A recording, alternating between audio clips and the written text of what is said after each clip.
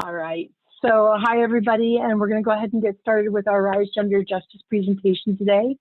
I'm Barb Cardell. I'm the training director at PWN USA. I use they, them, their pronouns, and I'm going to go ahead and turn our presentation over to Kiva Kadena, who is going to be talking to us today about Mahu Magic, exploring the power of mysticism and spiritual relevance of the trans experience through an indigenous and cultural lens. So Kiva, I'll turning it over to you. Thank you, Barb. Can everybody hear me okay? We good? Okay, thanks.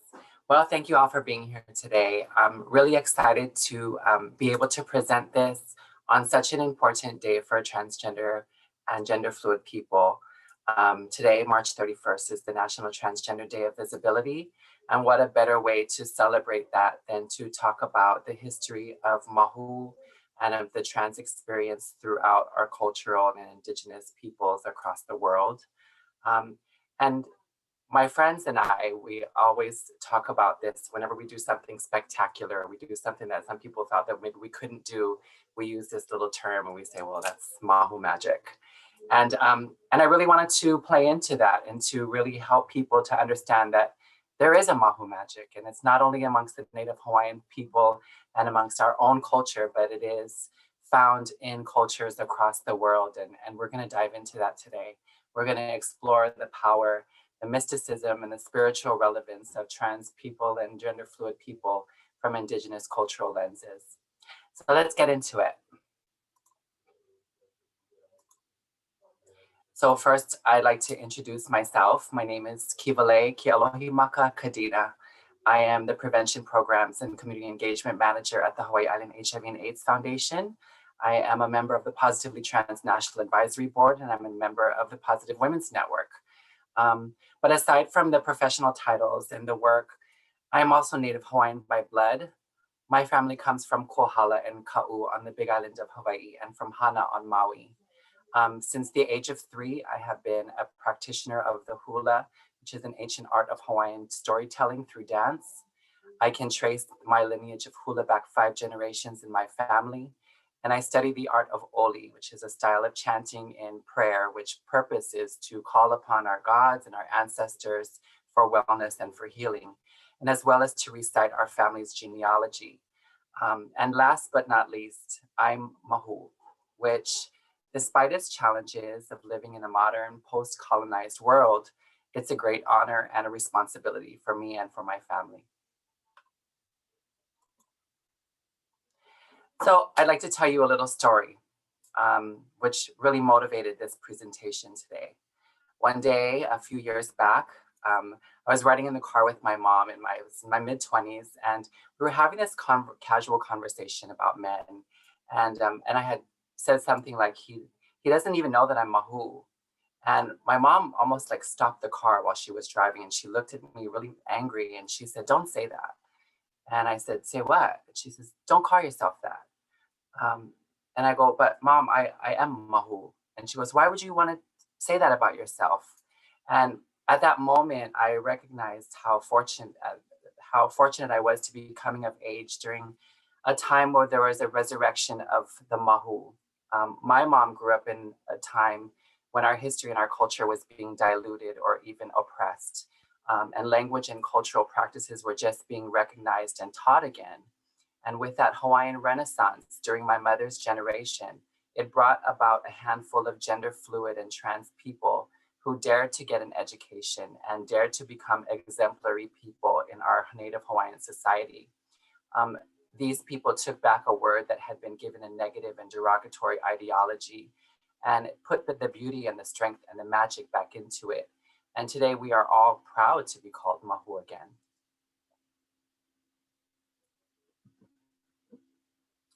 Kumuhula and Native Hawaiian cultural icon, Hinale Moana Wang Kalu. She's known around the world as Kumuhina.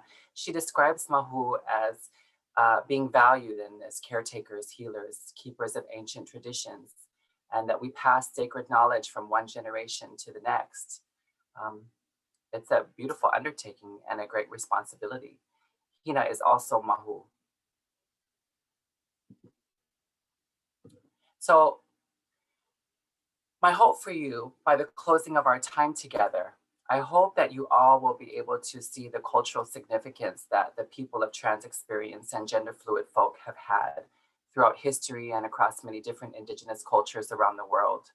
My goal is that you all will be able to describe better the difference between being gender fluid and being trans, that you can distinguish how to move from being supportive and into a space of honoring the expertise and the powers that trans people have through their strength and resilience.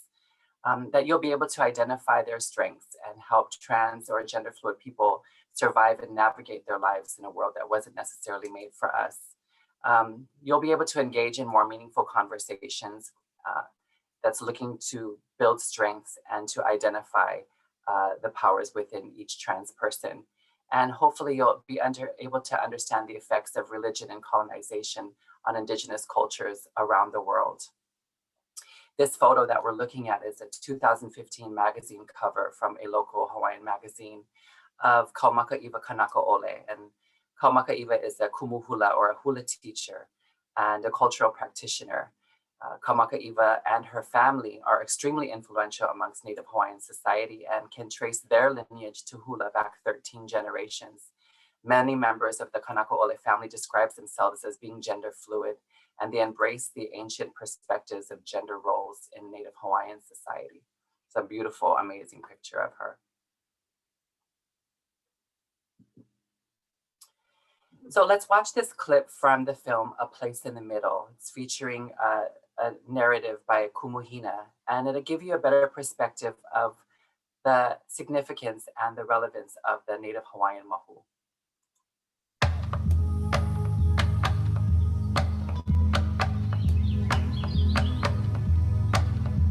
Before the coming of foreigners to our islands, we Hawaiians lived in aloha, in harmony with the land and with one another. Every person had their role in society, whether male, female, or Mahu. Those who embraced both the feminine and masculine traits that are embodied within each and every one of us.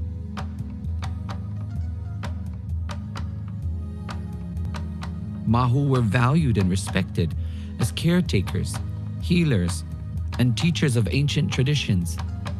We passed on sacred knowledge from one generation to the next through hula, chant, and other forms of wisdom.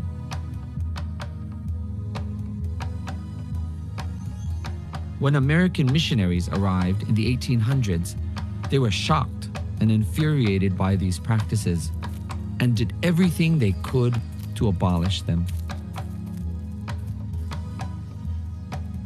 They condemned our hula and chant as immoral. They outlawed our language, and they imposed their religious strictures across our lands.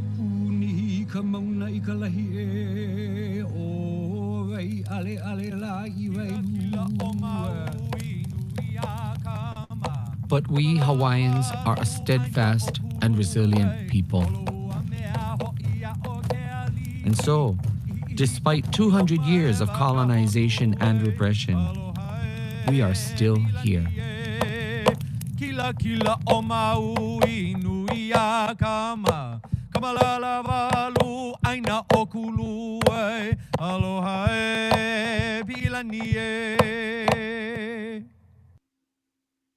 So this film, A Place in the Middle, really talks in depth about the significance of the Mahu people amongst Native Hawaiians.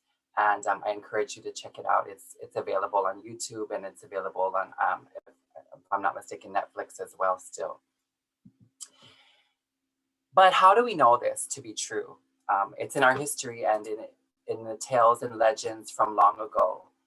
One example is the story of Kapai Mahu. Kapai Mahu is a story of 4 spiritual beings that came from Tahiti to Uluko in Waikiki, and many of us know Waikiki as this beautiful tourist destination, this paradise, this beautiful beach. But it was at one time a bustling village for Native Hawaiians. And these 4 spiritual beings showed up on the shores. They were large and they were soft-spoken, and It was recognized that they were not male and they were not female, but they were Mahu, and they carried these healing powers. One of the Mahu, Kinohi, was all-seeing, and her visions and premonitions guided and healed individuals and their families. Another, Kahaloa, was a healer by afar by using her breath to heal sickness. Kapuni was a spiritual healer, and Kapuni was able to help counsel and guide people and their families. And then there was Kapai Mahu, who perfected the art of lapa'au, which was being able to heal by the power of touch. In many cultures, even in modern day, we know it as laying hands. In honor of these four Mahu, stones were carried miles to the shore where they arrived as a monument to their spiritual presence. And during this erection of this monument, these four Mahu placed their powers into these stones, and not long after they vanished. What's interesting is those stones are still there on the shore of Waikiki at Uluko today. So amidst all the hustle and bustle of the tourists that have invaded Waikiki, these stones and their powers sit at Uluko, unnoticed of the significance they held at the time that they were placed there. And their true history has been diluted by Christianity and by the Western idea of morality. But much like these stones, the Native Hawaiian people have suffered from colonization as well.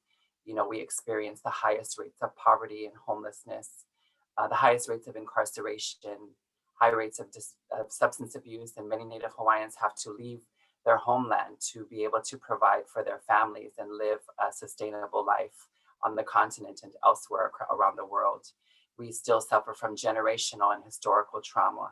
And there are many Hawaiians that still have a cultural disconnect to our history and to our practices that kept us healthy as a society and healthy as individuals.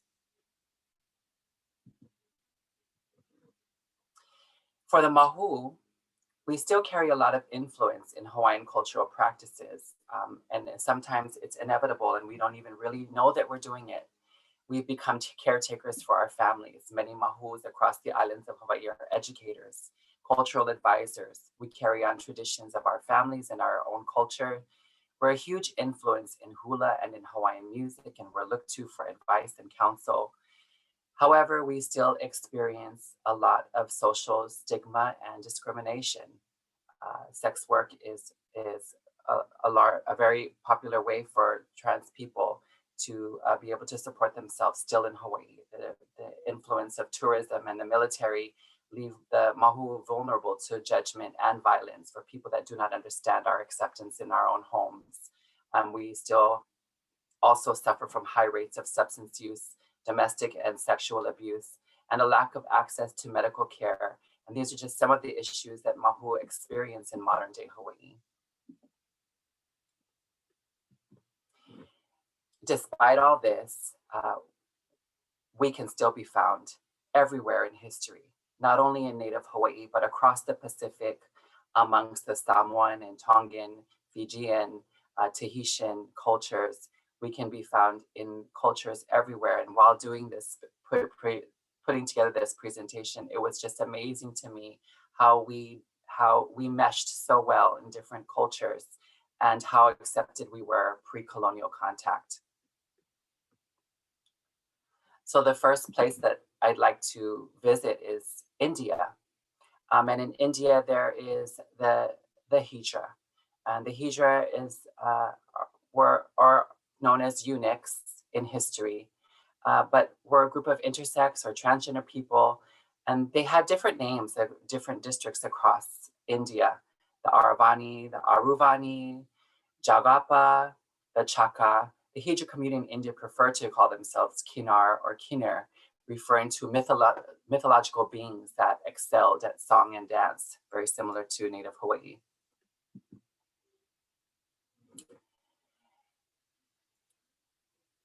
The Hijra can be recorded throughout India's history and dates back to as far back as 4,000 years ago.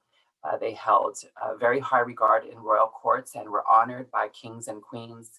And they were described in sacred texts as magical beings with big, beautiful, bright saris and wearing lots of jewelry and delicate delicate gems.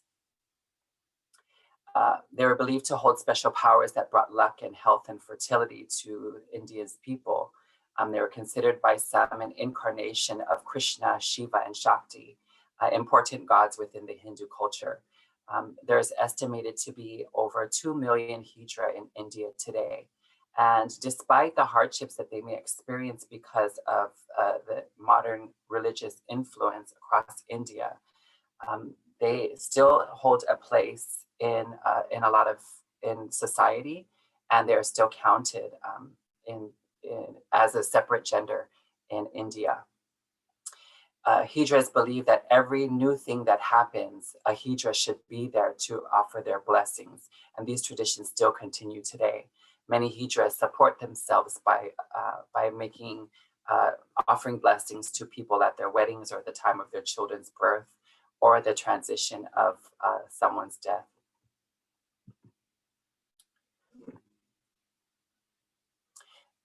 The effect that colonization has had on the Hijra have been significant. There was a blatant attempt to erase the Hijra from society by Great Britain once it was colonized in the mid 1700s.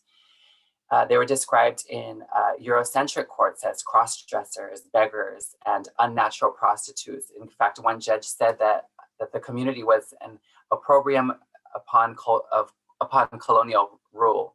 And another judge claimed that their existence was a reproach to the British government. They were targeted and cast by caste groups and considered to be hereditary criminals. They were considered a criminal tribe under a constitutional law in 1871. Because of this, the Hijra were often rejected, or still are often rejected by their family. They find themselves homeless or living all together in one dwelling. There are very few employment opportunities for Hijra outside of offering their blessings to families and to important events. And they're often victims of sexual assault in the streets, ostracized, and resort to sex work for survival.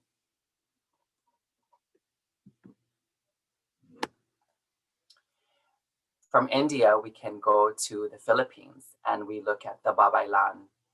The Babaylan were believed to be spirit guides by which they could contact and interact with spirit deities and the spirit world. Their primary roles were as mediums during seances and rituals. There were various types of Babaylan specializing in the arts of healing, in herbal medicine, in divination, and in sorcery, or some say witchcraft. The Babaylan primarily were from the Visayan and Tagalog regions, and they were primarily female, but were often trans women. Sometimes the trans Babaylan were called Bayogwin or Asog. They were assigned male at birth, but identified and were socially accepted as female. In regards to the Philippines, it is important to point out that the transgender shaman is almost exclusive to the areas that were influenced by Indianized cultures. And so you can see the mesh between the Hijra and the Babaylan.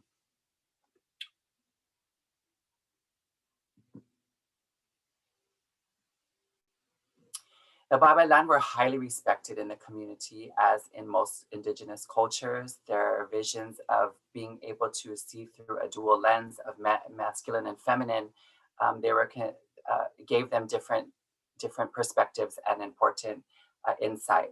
They were considered part of the noble class of each village. They acted as spirit guides, and they had the ability to interact with the beyond. They were able to forecast and control the weather. And in a time where agriculture was very important for the sustainability of villages, that was a very important role to play. It was believed that femininity was the vehicle to be able to enter the spirit world. And so the Babaylan that were born or considered male at birth, having this femininity was an extra strength as a shaman or as a priestess, because it was seen to be something that only a woman could be as feminine. So the fact that these identified or organs identified males had this femininity to them, it was a deeper power. The Babaylan were allowed to marry, although they were considered gods or priestesses, and they were only allowed to marry men. Again, femininity being their power. And so even the people of trans experience that were Babaylan married men, lived with men, and carried on as the woman of the house. And then there was Spanish rule and the influence of Catholicism in the Philippines. And of course, after religion, the Babaylan's influence kind of waned across the ethnic groups of the Philippines, and many places were converted to Islam and Catholicism, and those indigenous beliefs that once were slowly being diluted and integrated into Catholicism and Islam. Stories of monsters and creatures that were created when a person used oils and potions began to appear in histories, and these were like children's tales. So the Babaylan, specializing in making potions and oils and offering healing, were seen again as the creators of these monsters. The Babaylan went off into hiding, similar to the native Hawaiian history, deep into the forest, and they stayed there and still practiced their rituals. However, they stayed out of the mainstream society and out of the way of the view of churches. What's interesting is that despite the heavy Catholic the Philippines being a heavy Catholic country and being known for its conservatism, the Philippines is remarkably tolerant of the LGBT community. Dominated by conservative morals taught by the Roman Catholic Church, the Philippines is also one of Southeast Asia's most tolerant countries. And transgender people tend to hold very entertaining type of roles. Lawmakers are taking steps to ensure that the national legal protections that would penalize discrimination against the LGBT people are in place across the Philippines.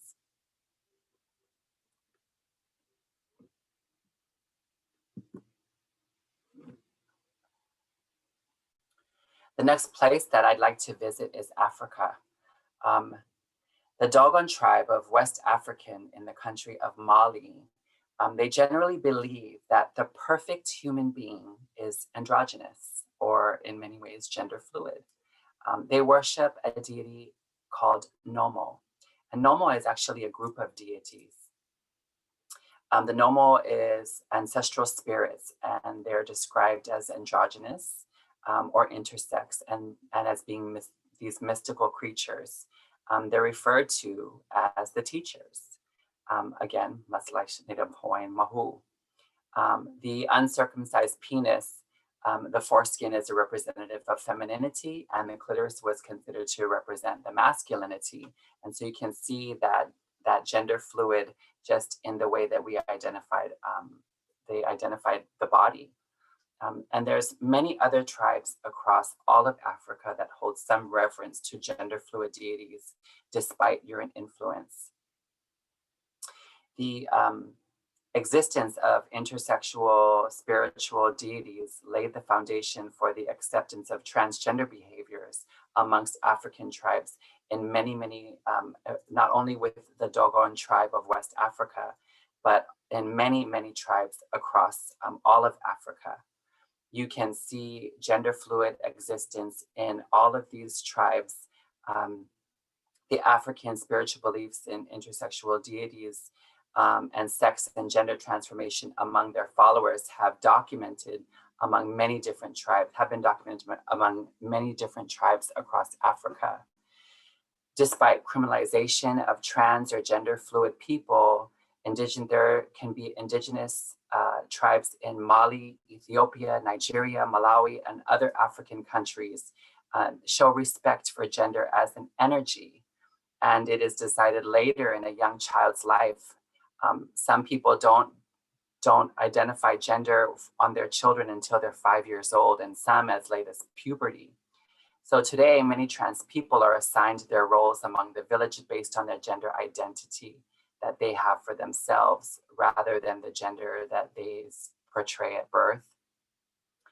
And some tribes have specific roles for trans people. Doing my research, I found so much history of gender fluid and trans existence across Africa that I really believe that it deserves its own discussion.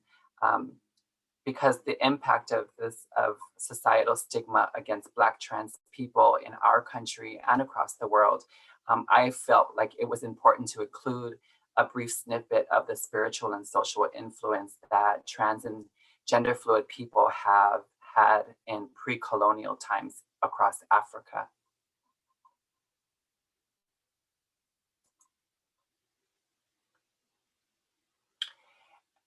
And then colonization again happens as it has across the world, and the influence of religion and Western beliefs of morality really changed the way that many people looked at the trans and gender fluid people across Africa.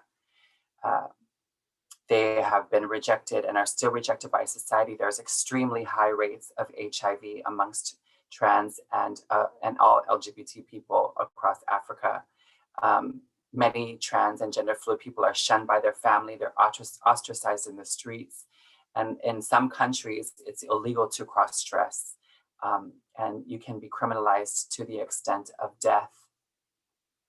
This photo is a photo of a trans woman by the name of Auntie Tiwo, or Tiwonge Chimbalanga, who was arrested alongside her husband, Stephen, for getting married. After her release, which was urged by the United Nations General Secretary, Ban Mi-kun, she fled Malawi and she went to South Africa, where there was a little bit more safer protections for trans people. And she wanted to, because she wanted to escape public scrutiny and further legal repercussions in her own home country. Some reverends and some trans people find their place in tribes and villages, and they usually gain acceptance should an elder prove by way of signs from the spirits that they are okay in the way that they identify their gender.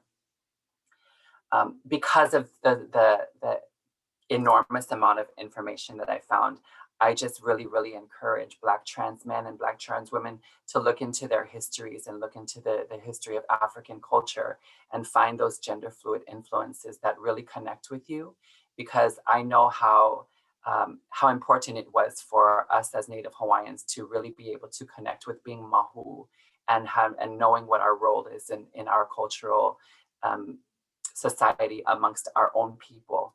And I think that it's such an empowering opportunity to really understand the acceptance of trans and gender fluid people across Africa.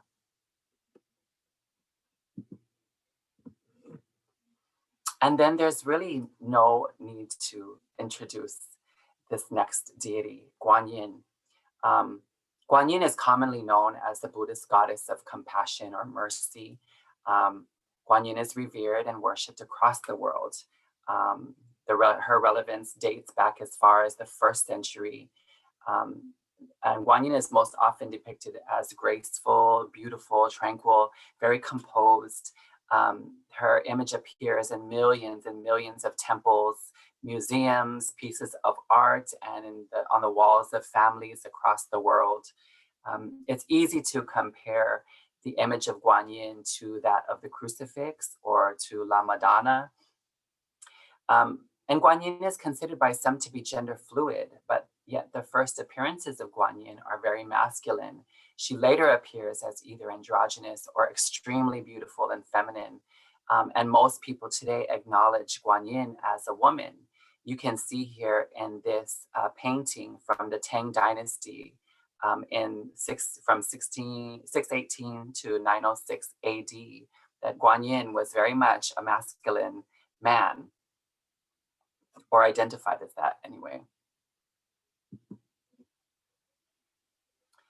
But this is the influence that Guanyin has had. This is a beautiful statue in Indonesia. Guanyin is revered to as a mother figure, despite all of this historical artwork depicting her as a man. She's revered as a mother figure, and she's looked at as almost, the Virgin Mary. Yeah. She's known as the merciful one, and she's looked to for healing and guidance, seen both as masculine and feminine, although it's rarely discussed. Her masculine name is Avalokitesvara, and I practice that so much, you guys. Avalokitesvara is the masculine name for Guanyin, but it's easy to compare Guanyin to Buddhism, what Mary is to Catholicism, really. The story of Guanyin says that as he was entering heaven, he paused at the threshold when he heard the cries of the world in need. And instead of entering heaven, Guanyin returned to earth, but as a woman, and took a vow to stay on earth until all living things found their spiritual path and were guided to salvation. This is what many Buddhist people believe. And she's, like I said, the mother of the Buddhist religion.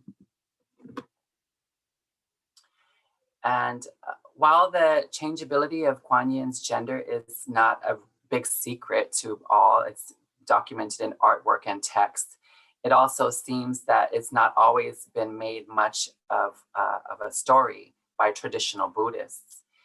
Even in contemporary settings, this author, Stacy Koo, wrote this in a blog in 2008. Being Chinese, you might say, I grew up with her. My parents and all their friends always had a statue or image of her around the house. She was just everywhere and was the main deity I prayed to. Today, I probably have at least a dozen or more images of her in my home. The funny thing is, though, is it was not until I developed a deepening interest in Buddhism and spiritualism that I discovered that Guanyin was also transgender. So this is someone who prayed to this goddess or god or deity or however you want to refer to Guanyin, prayed her whole life. And it wasn't until she took agency over her own beliefs that she learned of who Guanyin really was. And it can be believed that many trans experiences and many families that we just don't talk about. We just don't talk about our trans children or our gender fluid children. Given the scarcity of historical trans images, it should come as no surprise that Guanyin's popularity in contemporary US society is generating a big interest among trans and gender fluid people. She's looked to as a goddess to a lot of trans people across the world, for more than just being a saintly deity in the Buddhist religion, but also as an example of the trans experience. Ironically, she not only fills out some of her traditional functions as an icon and as a deity, the goddess of mercy and compassion, but she also proves to have a deep historical and spiritual sense of tradition and connection to and validation to trans people and gender fluid people across the world.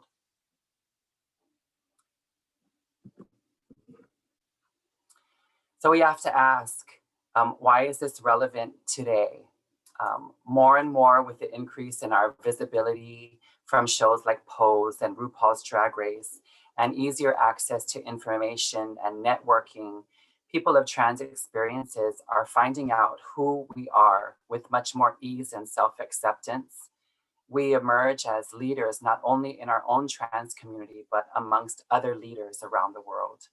Our words reach the ears of people who may have never, ever taken the time to listen to the wisdom of Mahu, of Hydra, or of Babaylan from the past.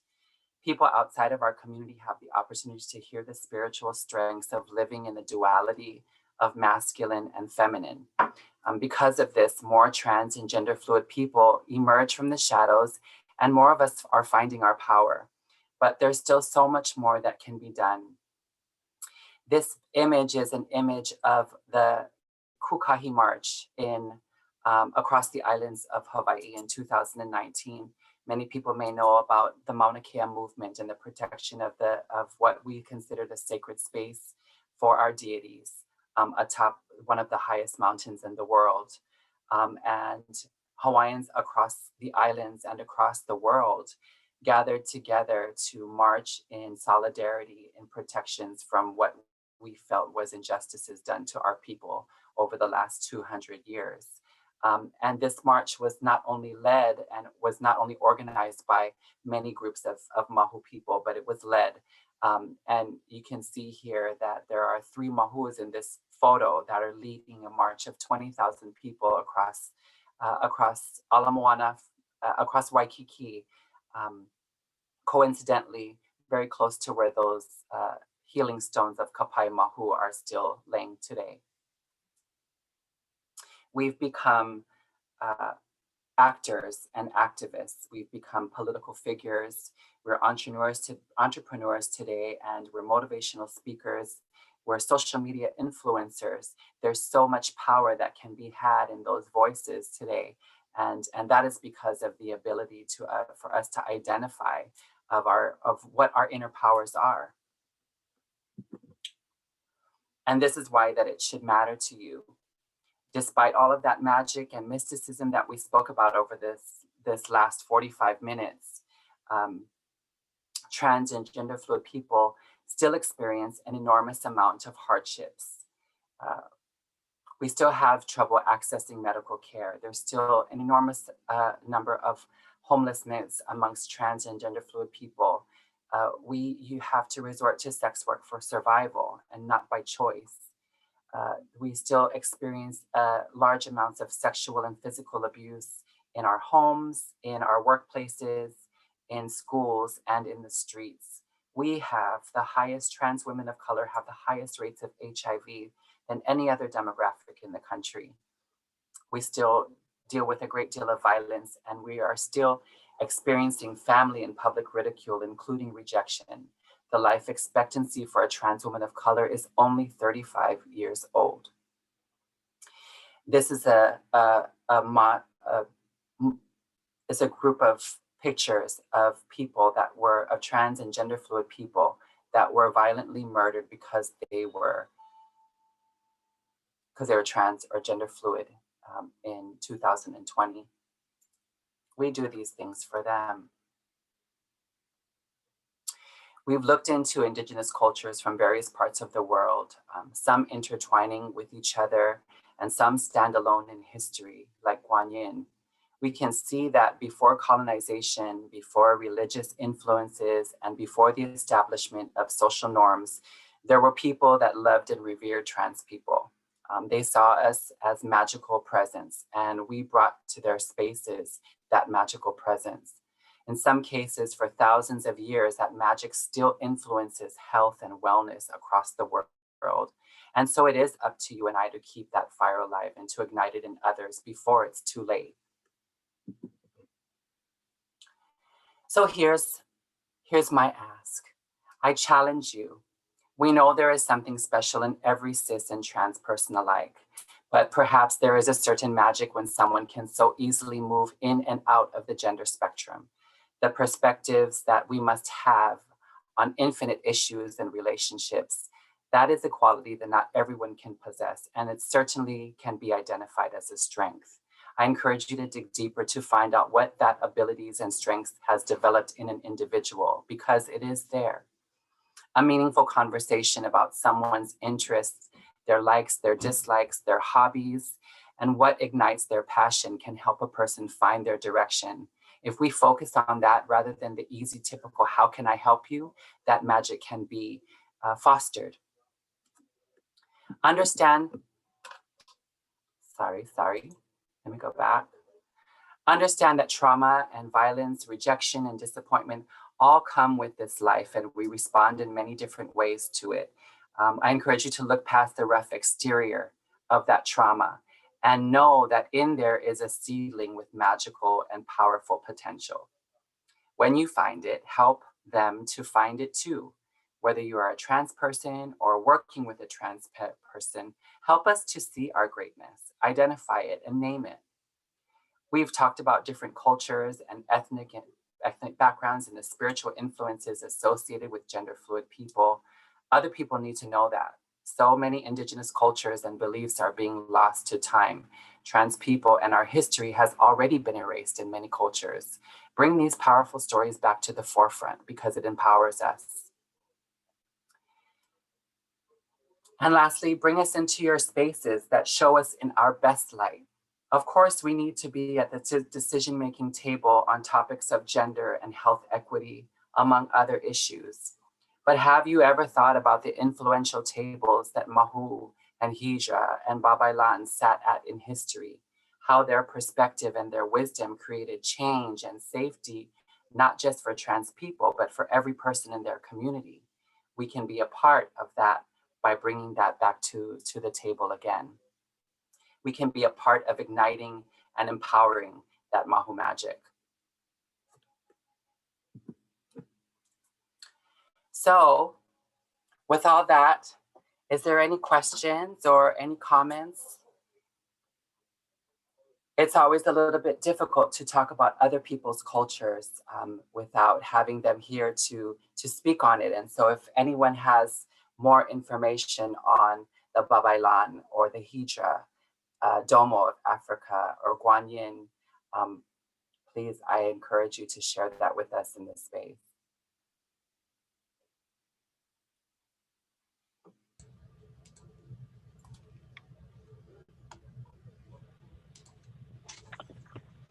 And Kiva, people can come off of mute and ask questions if they have any, or they can go ahead and type them into the chat box.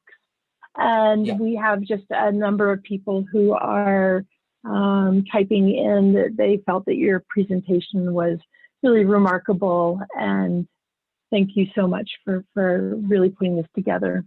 Oh, thank you. I'm very proud. I'm very proud to know that like we get to tell these stories again. Colonization is a really deep and hurtful subject in Native Hawaii. And I see that how the effects that it has had on other indigenous cultures across the United States.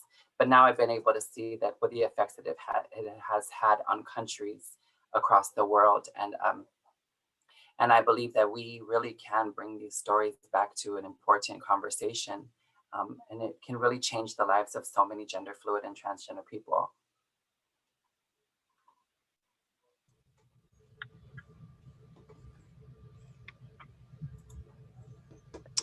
Absolutely. Hi, Kiva. Can I make a comment and ask? Yeah, absolutely. Is that Guanyin behind you? Yes, it is Guanyin behind me. You see, it's something that people across the state have seen. You know, I was on PBS Insights last month, and yeah, Guanyin is a very, very important figure. I think for all people, not just people who, you know, tend to chant her name. As I did, as I do in Zen settings. You know, there's a 10-verse sutra, very short, very beautiful. But one of the English translation that I did ascribes, you know, qualities to Guanyin, eternal, intimate, pure, and joyful. And I always found that very inspiring. In Buddhist philosophy, Guanyin, Kanon, as Japanese call her, is a bodhisattva, and a bodhisattva is one who has forestalled their own awakening in order to provide compassion and care and to assist others in their own awakening. So quite literally, the whole world must be first awakened before they. But you know, the paradox is it's not really a paradox. It's a wonderful reality that in helping others, we also help ourselves, because there is no separation between this constructed self and those that we encounter around us. So it's having the capacity to, you know, to understand gender fluidity and to live that as trans people live it, in many ways is a real gift, especially in our patriarchal dominated societies, because it's a wake-up call for us all. You know, what are we doing? Why are things constructed the way they are? And a lot of people don't like to ask those uncomfortable questions, but they need to be asked, because we are all human beings. We all contain multitudes. Nothing is cut and dry, and it will never be cut and dry. And one of the great privileges of working here at Hawaii Health and Harm Reduction Center is to be around, you know, not just other um, gay people, but also to be, you know, amongst trans people who have lived experience in very profound suffering, but also in very profound, you know, liberation from that suffering and becoming their true selves. And what a gift, you know, knowing you has been just in the short time that I've been here at H3RC, as well as you know, our other trans family here. So mahalo to you, and thank you for all that you do.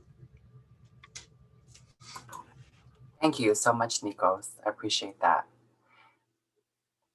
Yeah, it's always been amazing to me that many of the deities and the images that we look to for peace and for comfort and for healing, many of them, and doing this research, I discovered that either they were androgynous, or they just didn't identify with a gender, or they moved in and out of gender. And these were the influences that we looked to for guidance and for spirituality throughout history in so many different religions, and it's there.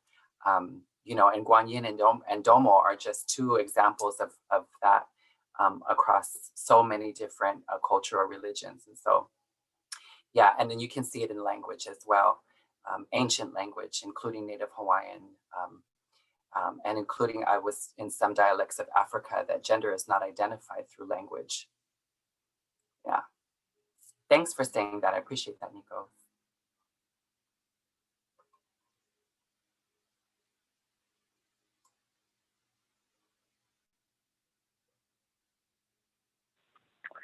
Kibule, we have a question that someone sent to me that was asking about intersectionalities, in particular around intersectionalities around some of the transgender and gender fluid learnings that you were able to bring us today with HIV, especially prevention and care. I'm not sure if the question was clear. Sorry, Barb. Okay. Yeah. No, it's all right. I think that basically what they're asking is if you were able to share any sort of elaboration around your presentation around trans and gender fluid folks and the magic and the learning and the wisdom and the power, and connecting it to HIV, especially prevention and care and treatment. Oh, yeah, no, absolutely. You know, I can only use my own story. You know, I've been living with HIV for the last 17 years.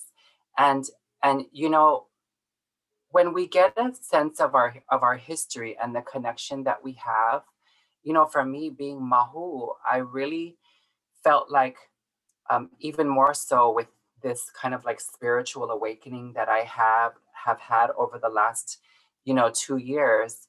I really felt like that it was a responsibility to be this example. You know, one of my family members who's gender fluid is on this presentation today, so that means a lot to me.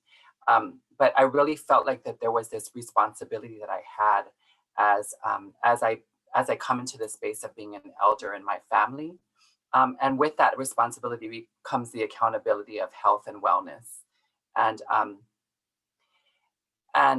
West, it's that kind of like oxymoron that like we embrace these ancient cultures, and really HIV treatment and care really is embracing Western medicine. And so it's really kind of like meshing the modern with our ancient history and making it work for us.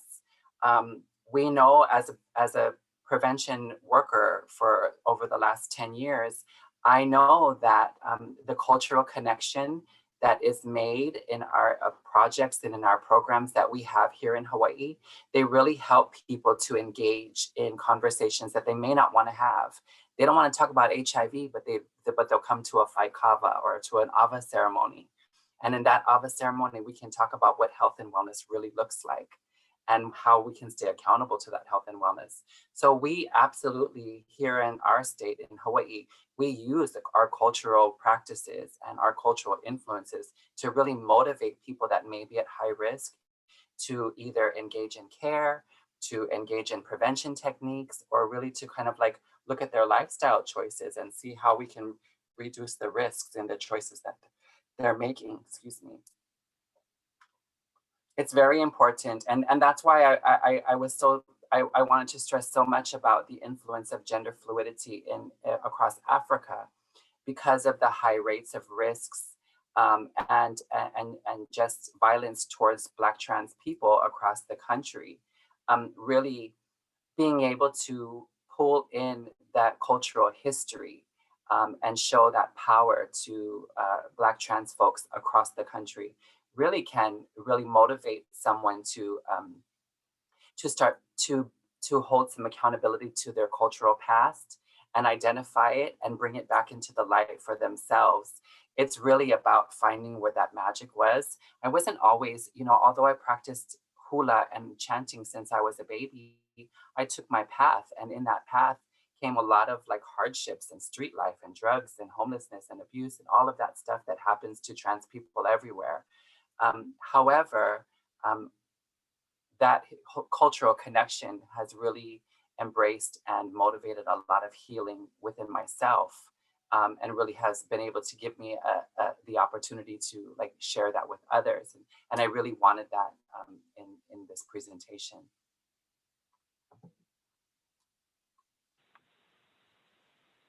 Thank you. Any other questions? You can go ahead and raise your hand or come off of mute.